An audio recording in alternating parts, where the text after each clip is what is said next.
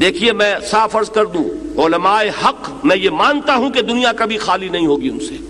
یہ در حقیقت ختم نبوت کے لوازم میں سے ہے کہ جب نبوت کا سلسلہ ختم ہوا تو جو خلا پیدا ہوا اس کو پر کیا ہے اللہ نے کس چیز سے؟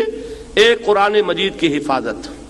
نمبر ایک یہ کہ اس میں تحریف نہیں ہو سکے گی. نمبر دو، مجددین، ہر صدی میں اللہ تعالیٰ ایسے لوگ اٹھاتا رہے گا جو صحیح دین کو اثر نو، وہ جو بھی بدعات کا تمار ہوگا اس میں سے پھر وہ صحیح دین کو نکال کر دنیا کے سامنے پیش کر دیں گے. نمبر تین، لا تزال من امتی طائفۃ قائمین علی الحق. تیسری چیز یہ کہ میری امت میں ہمیشہ ایک گروہ ضرور حق پر قائم رہے گا. کوئی نہ کوئی گروہ چھوٹا ہو بڑا ہو، لیکن ایسا نہیں ہوگا کہ دنیا اہل حق سے خالی ہو جائے. یہ بھی ختم نبوت کے اس خلا کو پر کیا گیا ہے کہ جو کام پہلے ایک نبی کی دعوت اگر ختم ہوئی دوسرا نبی آ گیا، اس کی بات لوگ بھول گئے، اس سے اگلا آ گیا.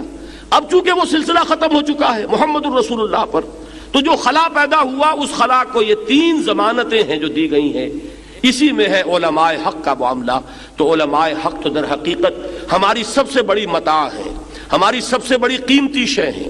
ان کی طرف رجوع، ان سے استفادہ اگر نہیں کریں گے تو دین ہمیں حقیقت کے اعتبار سے حاصل نہیں ہو سکے گا. لیکن ساتھ ہی یہ جان لیجئے کہ ان علماء حق کے ساتھ ساتھ علماء سو بھی ہیں کہ نہیں، اکثریت ان کی ہے کہ نہیں.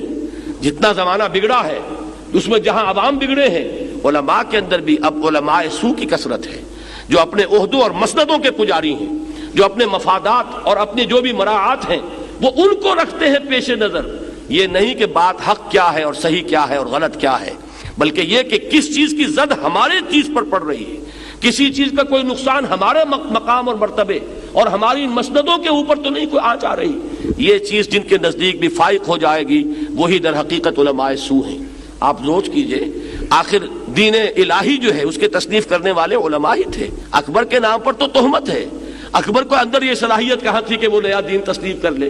وہ تصنیف کر کے دینے والے ابو الفضل اور فیضی جیسے صاحب علم اور صاحب فضل شخصیت ہیں. ابو الفضل اور فیضی، وہ شخص کے جس نے بے نقط تفسیر لکھ دی قرآن کی، پورے قرآن کی تفسیر جس میں کوئی لفظ حرف ایسا نہیں آیا کہ جس میں نقطہ بھی ہو.